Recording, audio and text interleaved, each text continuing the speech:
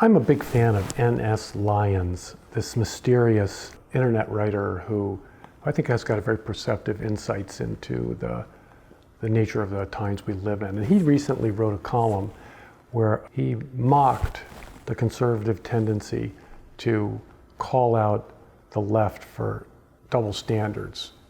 You know, the idea that we're all supposed to denounce Donald Trump's refusal to accept the results of the 2020 election, but we ignore Stacey Abrams, who refuses to accept the results of the gubernatorial election where she lost in 2018.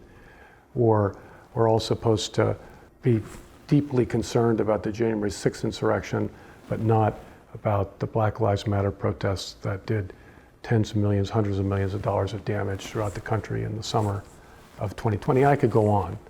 But the point is this: Lyons says, look, the way that society works is that those who control the cultural consensus are able to effectively set the rules, and more important than that, they have the power to interpret the rules. So we're supposed to be neutral, but what counts as neutrality? We're supposed to be fair-minded, but what counts as fair-minded?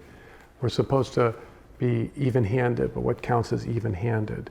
And it's in the power of the dominant, what he calls Team A, to determine the rules and to judge when they're being applied fairly.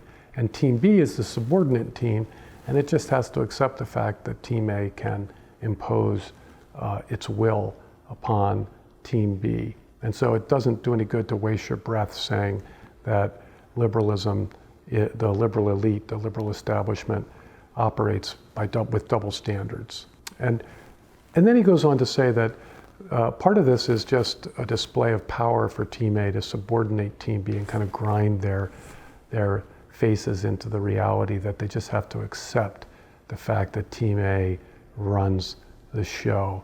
Now, I think there's something to this. The Team A, Team B thinking is, I think, correct. But I don't think that liberals have an easy conscience about the increasingly evident double standards that they are using in the present moment.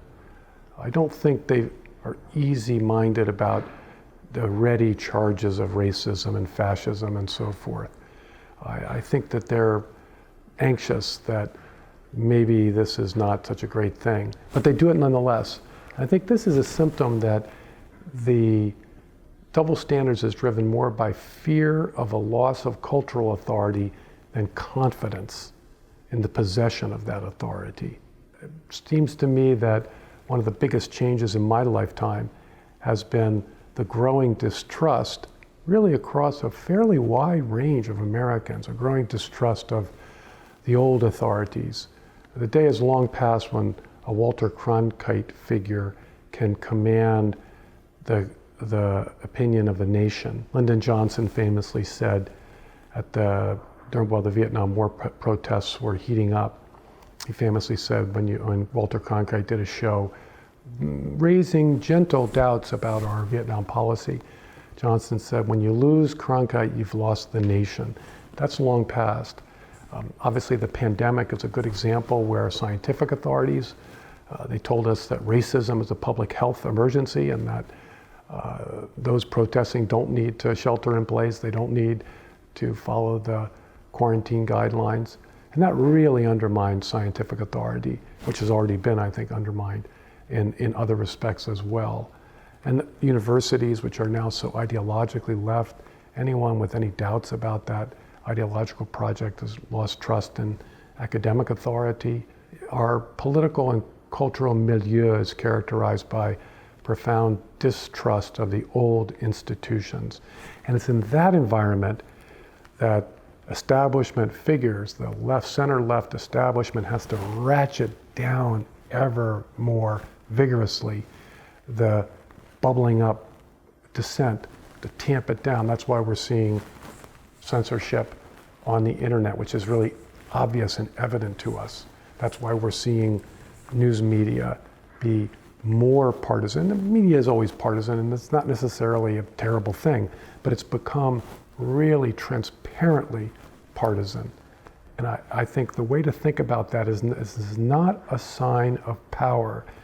It's a sign of anxiety on the part of our ruling class, and anxiety over their weakness to command, not by exercising power, but by exercising authority. Because authority is what draws people into agreement rather than sullen acquiescence. So what I take away from this is that we're living in a time where what looks like a kind of liberal, woke tyranny, which is in many respects, but looks like an indomitable, undefeatable woke tyranny, is actually quite brittle and fragile. So it gives me some hope for the future that we can change the governing consensus in our society and push it in a saner direction.